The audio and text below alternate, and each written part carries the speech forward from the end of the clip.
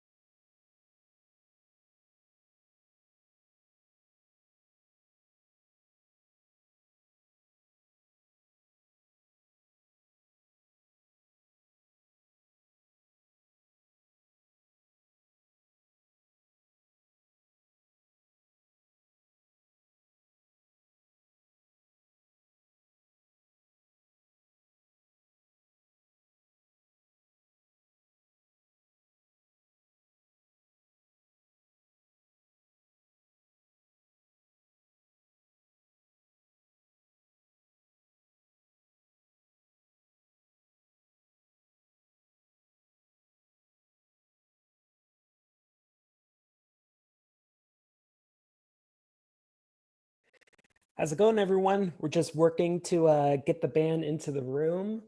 Once we do that, we'll be back on in a couple of minutes or so. So hang tight. Thanks for being so patient.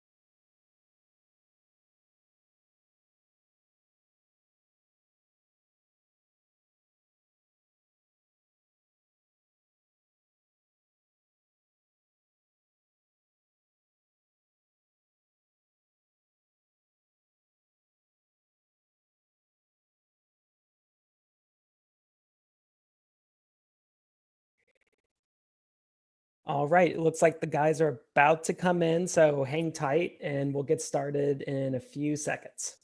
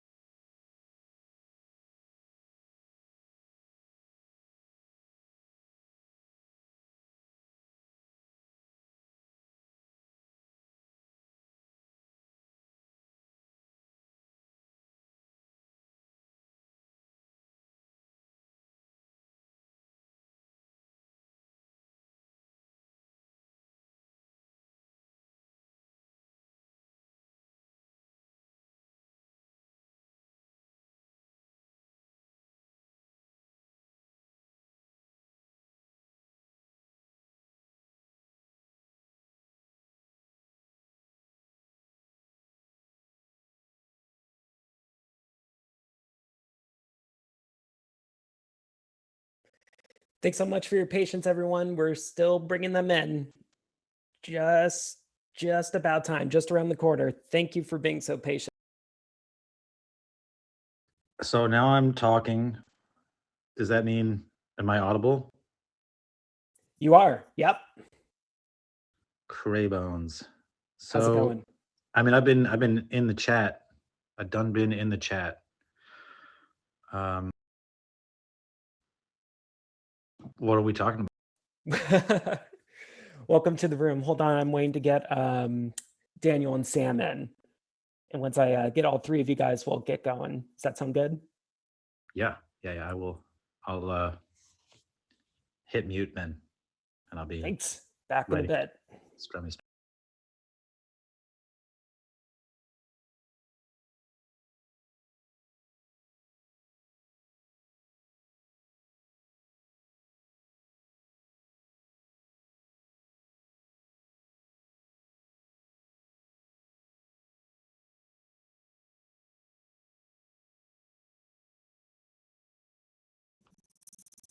Hey, Sam, welcome to the room.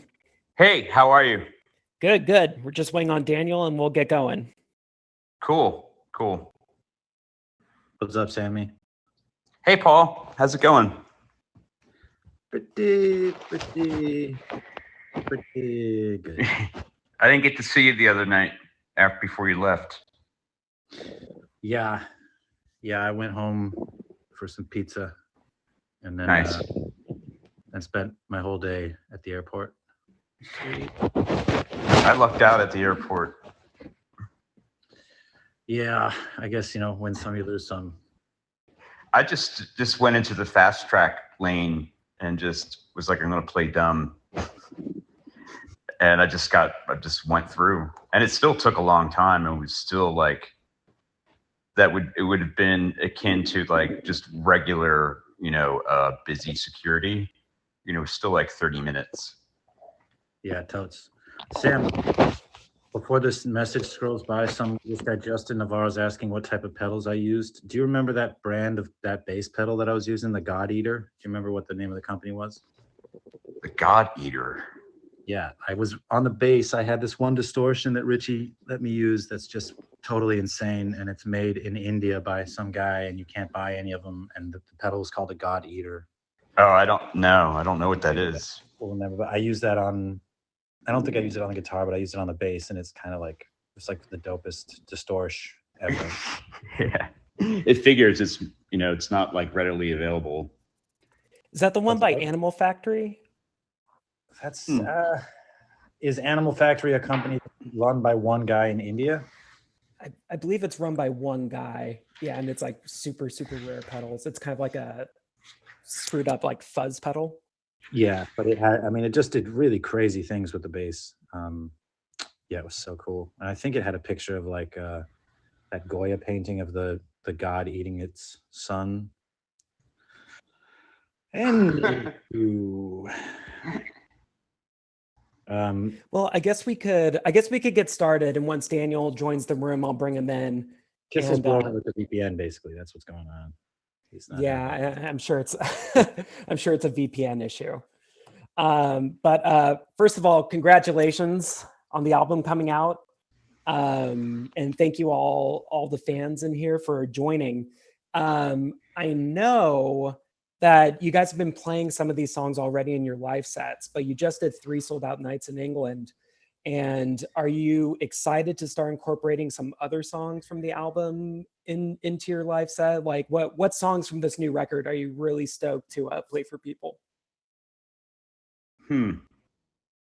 Personally, Mr. Credit for me.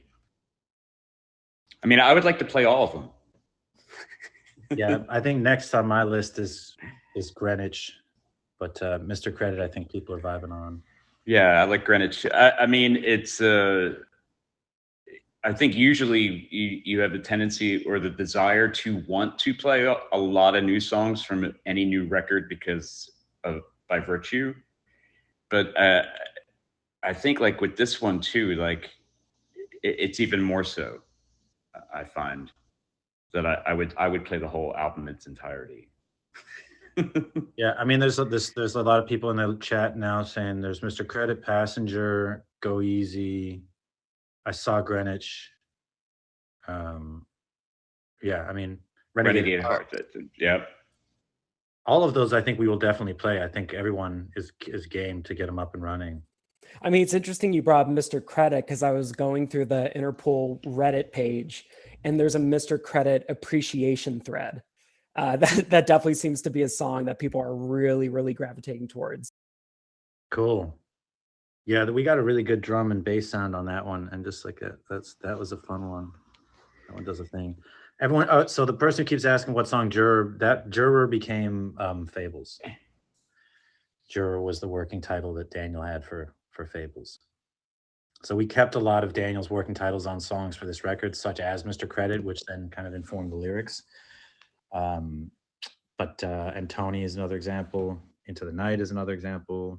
Something Changed is another example. We kept a lot of Daniel's working titles this time, but Juror just didn't feel like song.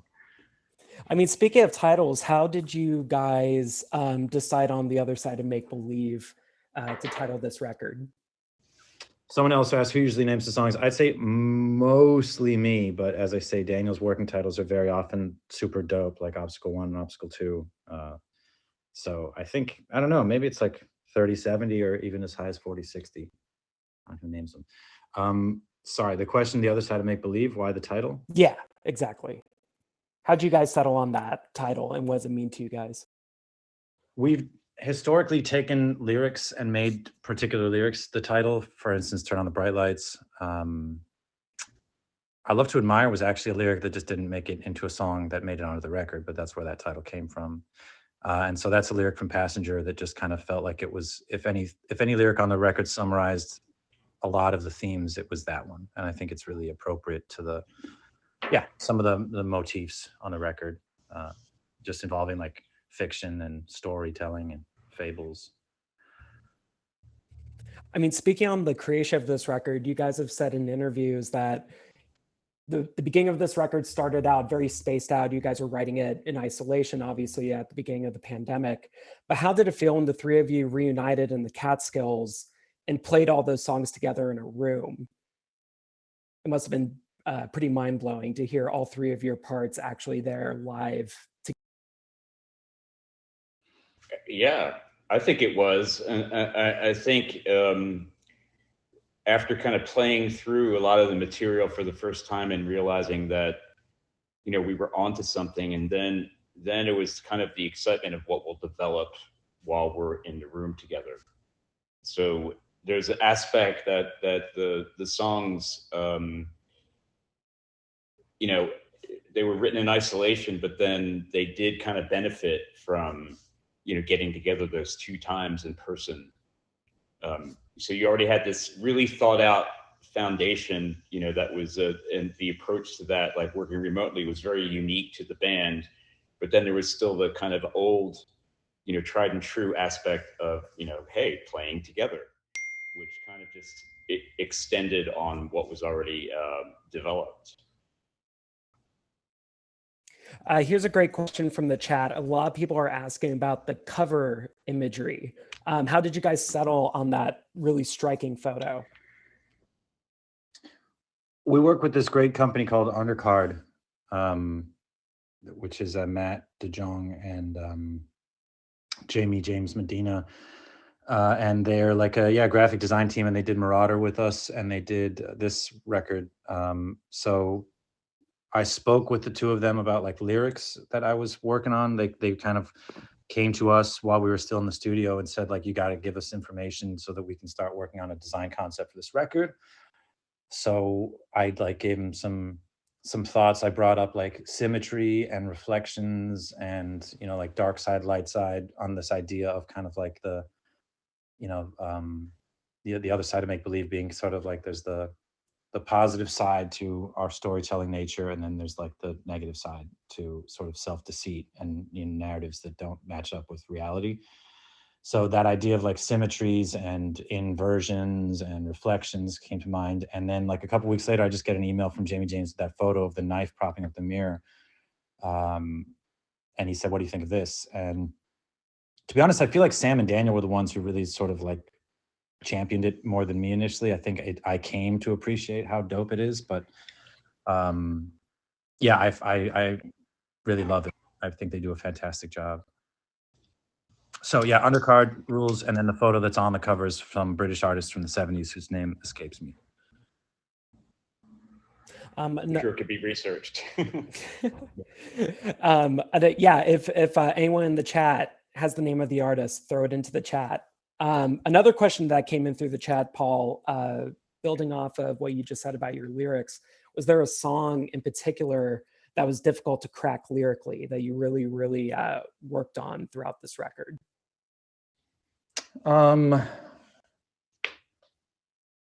One in particular, I think Something Changed took a good amount of time, but then kind of I went full circle and wound up using lyrics that I'd written in the first ever demo. Mr. Credit took a lot actually. Passenger, I don't know. I feel like I spent a lot of time on all the lyrics. I don't know if any of them was really particularly difficult.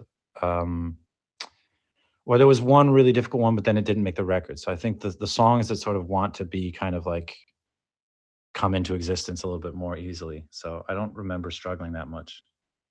Not much more than normal. Great.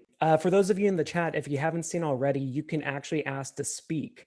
Sam and Paul, are you open to taking some, I guess, calls from some fans and answer some questions directly?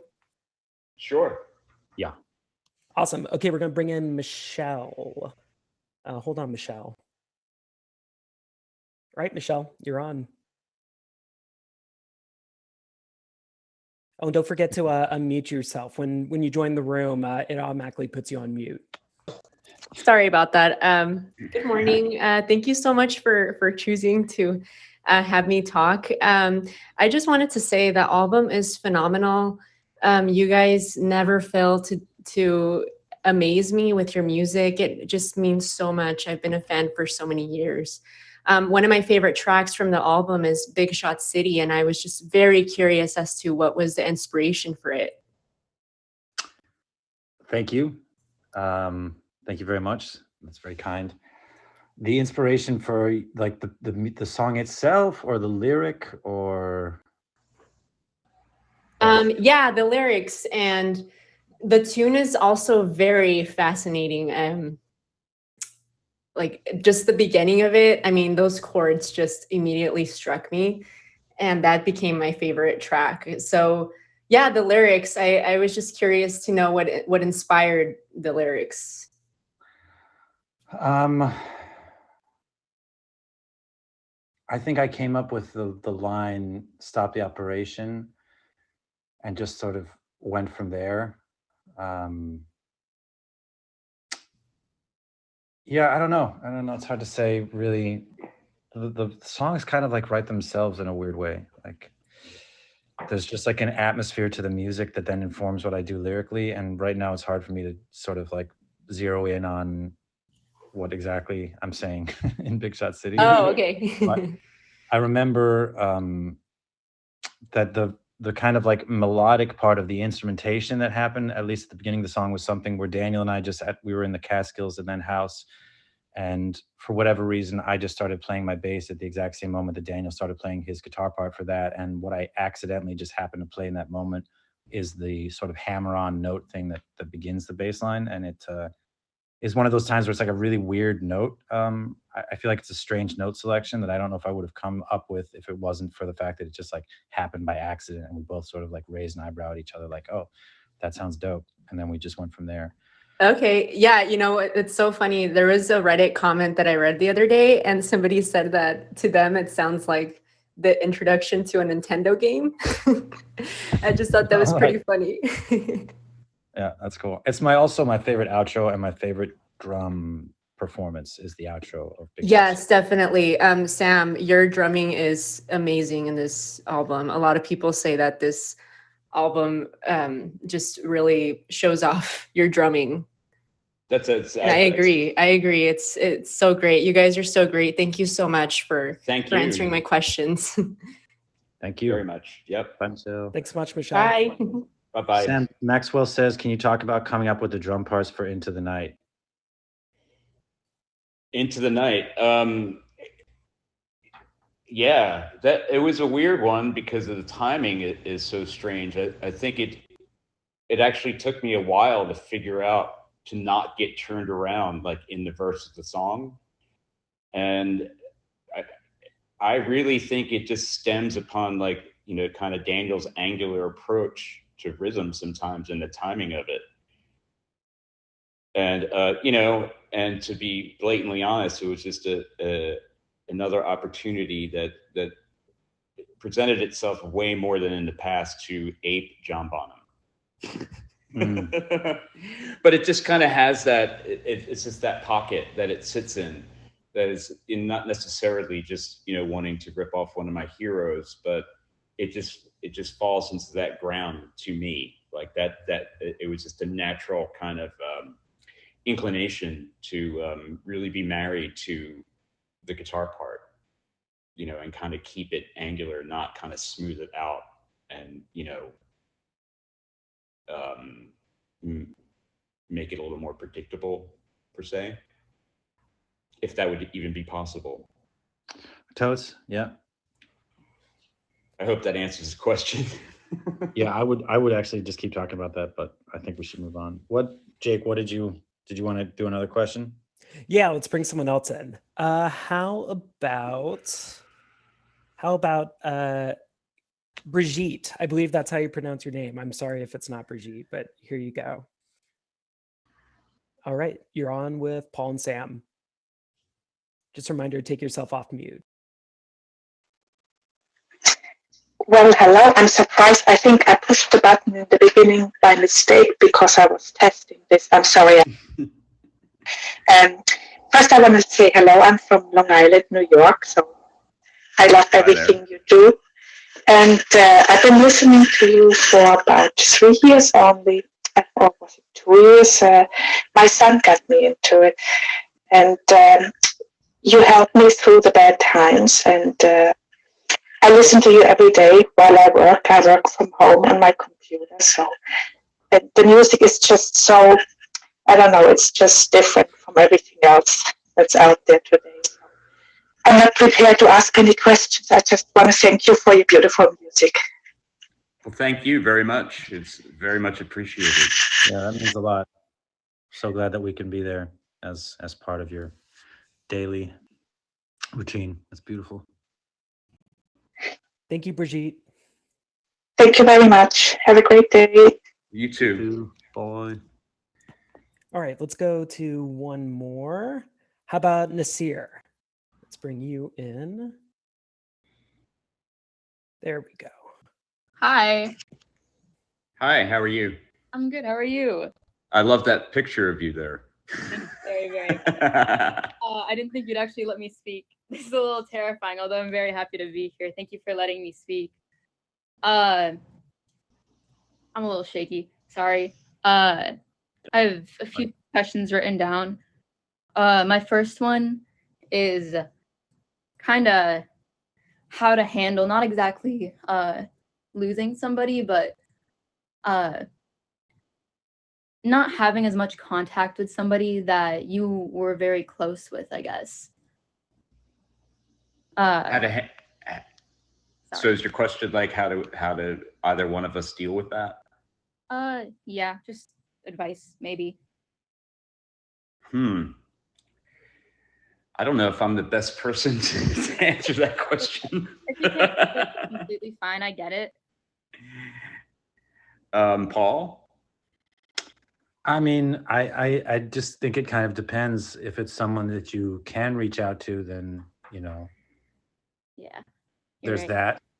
And if there's someone that you can't reach out to, then I feel like, I don't know, yeah, you know, try and honor their memory or honor their role that they had in your life by thinking of the good parts. And I think focusing on self-improvement, if there's kind of like a sense of being bogged down in sadness or longing, I think focusing on yourself and sort of trying to make a better version of yourself each day is a good way to kind of combat being sucked downwards into some sadness. Yeah, and I think just being honest too with whoever you may want to reach out to, you know, and just being very, very transparent as to how you're feeling, however that's relevant to the relationship you're in. Thank you. That was really helpful. Also, very quick question. Are you fine with me quickly screen recording, like the audio? I don't know if that's okay here. If it's okay, if you can do it, then go ahead. Yeah. Okay. Is the mic working? Can you hear me properly? Yes. Yeah. Okay, perfect. Okay, quick question. Very quick question. What's everyone's favorite Jolly Rancher flavor? I haven't eaten those in decades, but it was either the cherry or the strawberry. Cool. Grape. Grape. All right. Last thing. Can you say hi to my friend Amar? Hello, Amar. Hi, Mar. Thank you so much for letting me speak to you. This was so fun. This like made my day, and I'm always gonna remember this. Awesome. I really appreciate you and your amazing music. I love the overall sound of Interpol so much. Thank you so much. Thank you. Thank Take you. care of yourself. You too. Bye. Bye-bye. All right. Thank you, Nasir, for that very thoughtful question. One question I had, actually, if you don't mind me asking, is this album definitely spotlights all three of your very special talents in a very particular way. I was wondering if each of you had a favorite moment from one of your bandmates that they recorded or wrote on this record. I have a lot of favorite moments of Paul's. There's a lot of bass stuff that he did that is, I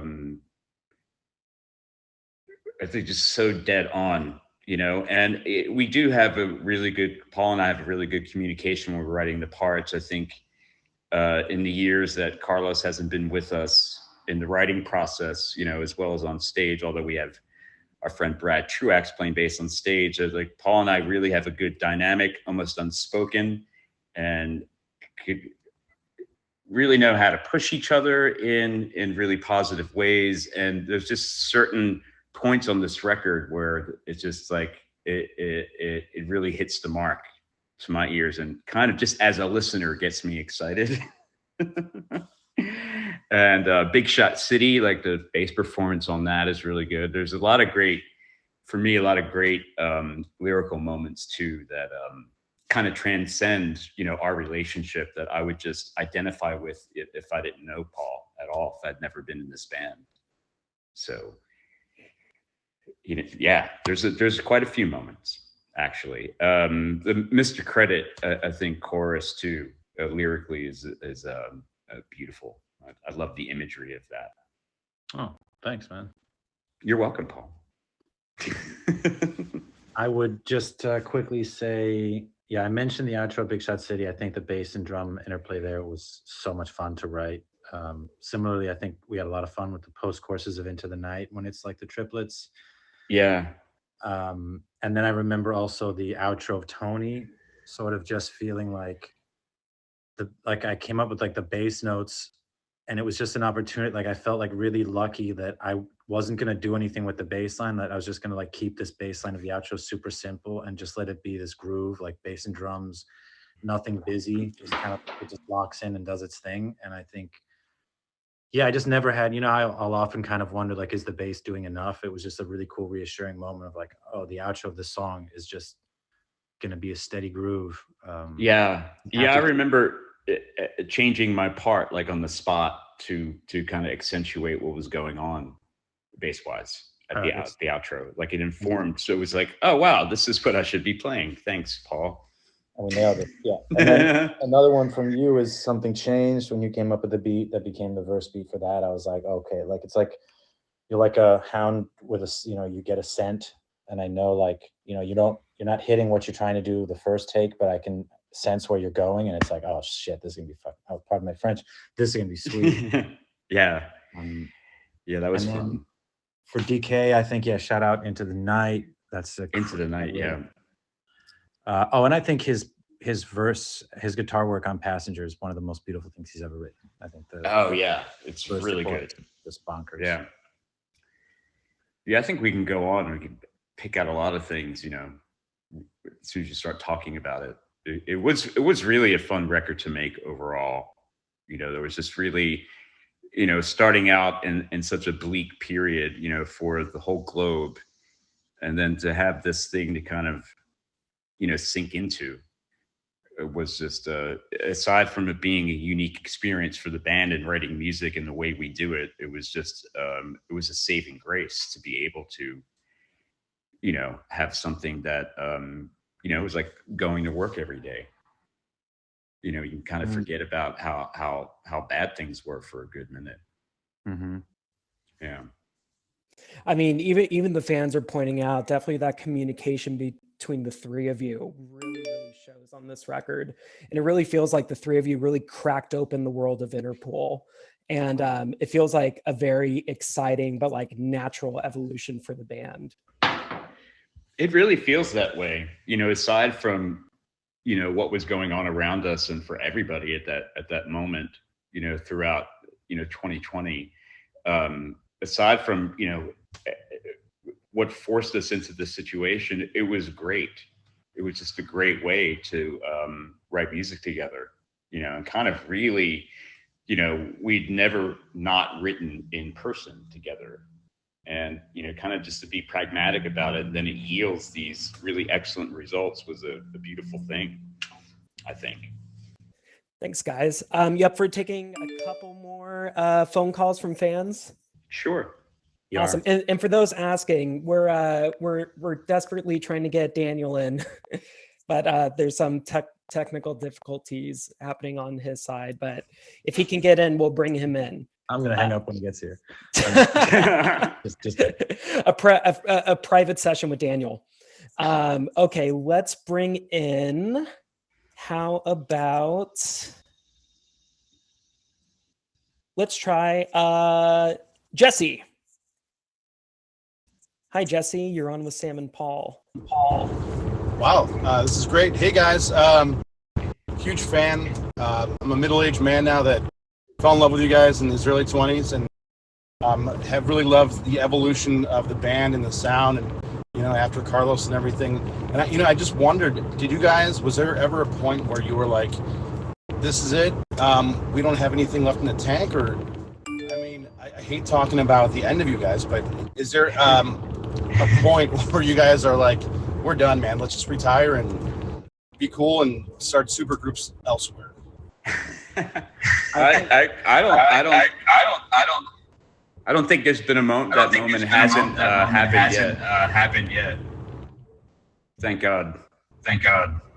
Jesse, I think you got to mute us on your end. Oh wait, you got to mute you, right?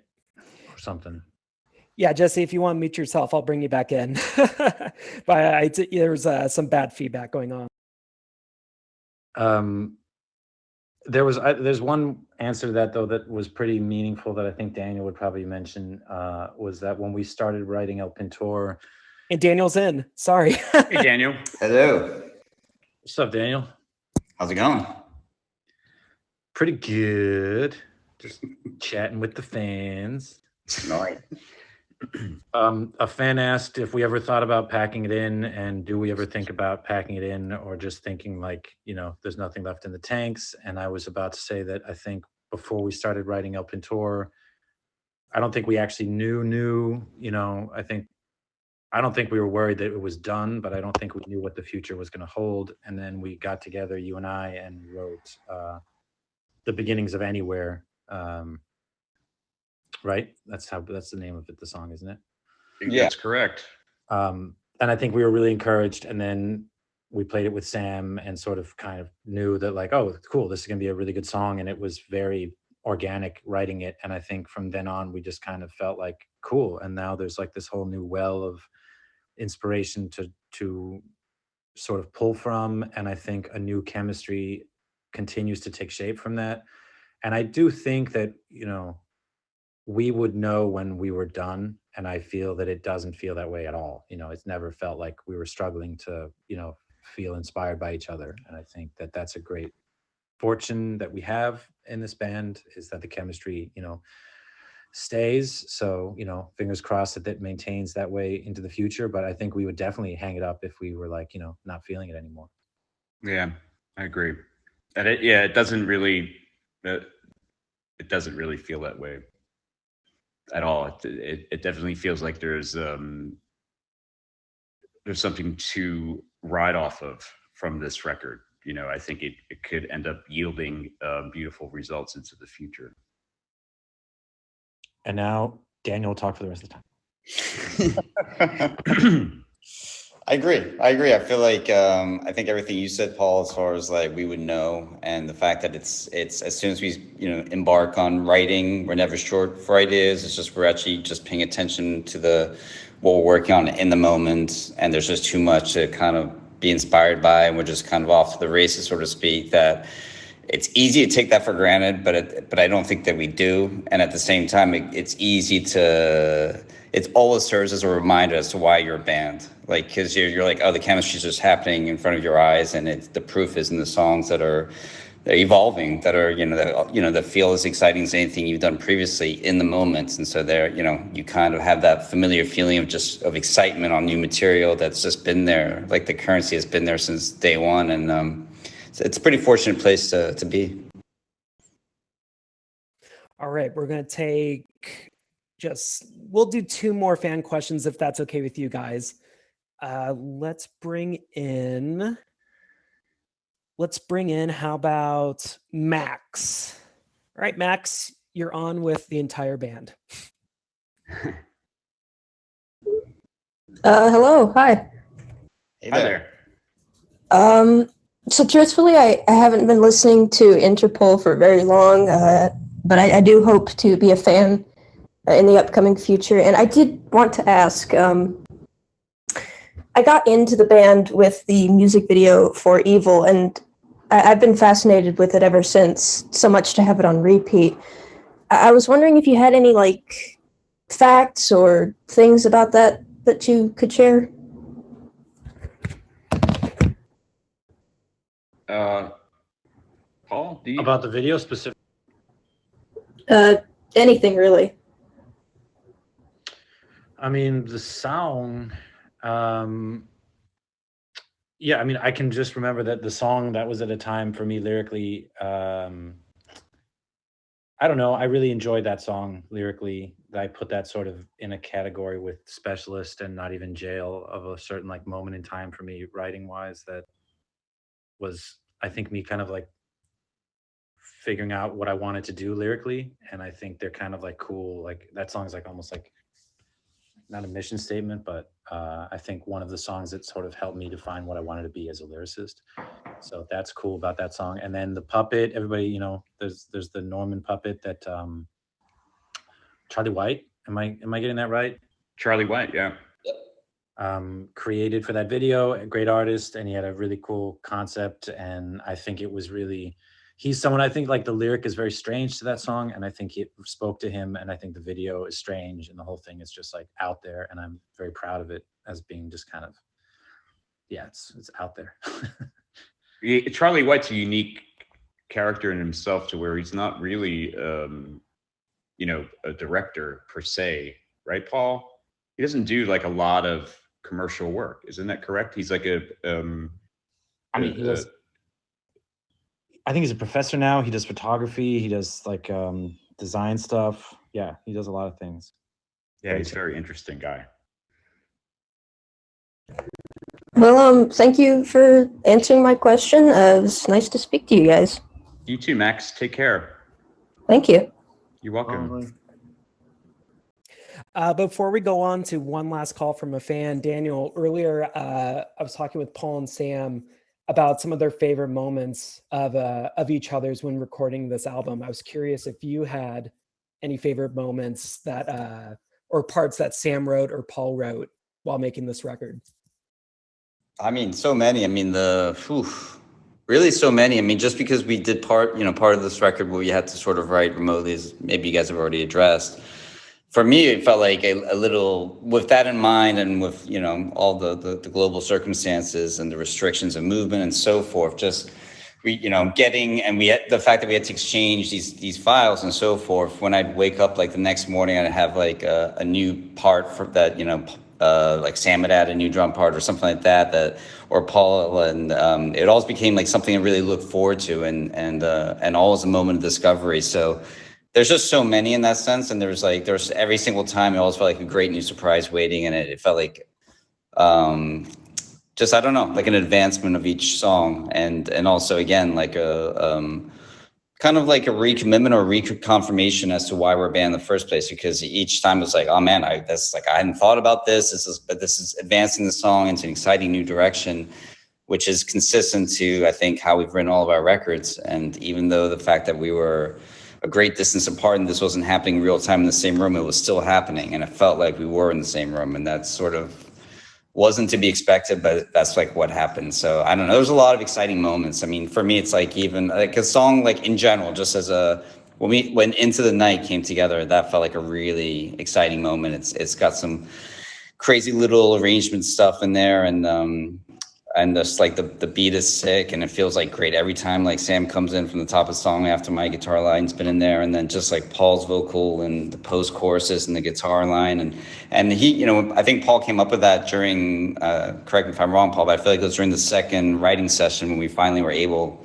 to play together in the Catskills. And I just remember like you were doing the vocal line and the guitar line at the same time. It just felt like something new, something we hadn't done in our repertoire, and something that you hadn't done as a vocalist. And it's, you know, it's also, there's also a factor of like control in the way that Paul's singing in that section, where it's like, it's deeply emotional and emotive, but it's very controlled, you know, but by being very controlled, and in some parts are softly sung, it's actually like with as much effect as if it was like, you know, belted out. And it felt like something just like, yeah, like a new gear shift to go into. And it, you know, that song in particular is very exciting for me.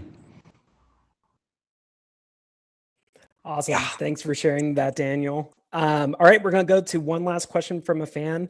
Again, thank you everyone for tuning in. Thank you to Paul, Daniel, and Sam for joining and doing this for all of us. This has been incredible. So nice. For the last question, let's go to, how about Amanda? All right, Amanda, you're on. Oh shit. Um, Hey, Amanda, how are you? so good. Thank you. How are you? Good, thank you. Hi, Amanda. Okay, so I entered at like the last second because I was like, you know what, screw it. Maybe you'll get to talk to Interpol. Is there, I don't know, something that you wish people would ask you about more, or that you wish you got to talk about more in situations like this?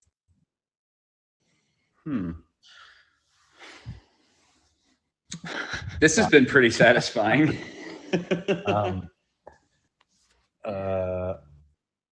Yeah, I don't know. Actually, I find it just really interesting to hear what people want to know about. I think that there's just, it's really, I think creating music and art is like my whole life almost. And I think it's, yeah, so it's tough to even think about any particular aspect of that I would particularly feel like I don't get to share. So it's more, I'm just curious to know what people want to know. If you ask me like questions about pedals or something, then I would probably get into talking about pedals, but off top, I got that. Unfortunately, I don't know anything about pedals, but I do appreciate your take on that. And Daniel's skincare regime was coming up. oh, that's My what? Your Skincare regime. Everyone Oh wants to know how yeah, I you wish stay you would with ask more about that. It's I have an infomercial. I can go on for hours, and I hope you guys buy some products. Daniel and I were actually just talking about skincare the other day, ever so briefly, but we did touch upon it. Sam, sorry. well, now it's out there. Come on. now it's out there, Sam. Good job, Sam. Yeah, not non-soap stuff for the face. Very, very crucial for the middle-aged men, or human. All right. Will you guys give me one good-natured suck it junior? Suck it, Junior? Yeah, What is that for? because I get to talk to Interpol. It's good-natured. We're friends. Suck it, Junior. Yeah. Thank you so much. Guys, have a You're good welcome. day. This is so You're welcome. Take care. All right. Thanks so much, guys. Paul, Daniel, if you ever want to post or talk about your pedal chain, I'm around at any time. Okay. Did the three of you, any final thoughts you want to talk to the fans before we say goodbye? Just a big thank you for all the continued support. I think it's amazing. And I think Electro-Harmonix Canyon Delay is my favorite. Oh, guess what? It is. Jake, you were correct about the animal. It's the Animal Factory, Animal 6 God Eater, 2020 edition, sold out. Yeah. That thing rules. But yeah, the Canyon delay pedal is my jam live and on the record. And that I just found at a Guitar Center in LA. So I will leave you with that. Thanks, everybody. Yeah, thanks everyone. Yep. Thank you. All right. Thanks, Jake. Take care. Bye. Thanks, Jake. Bye. All right. Bye, everybody. Bye.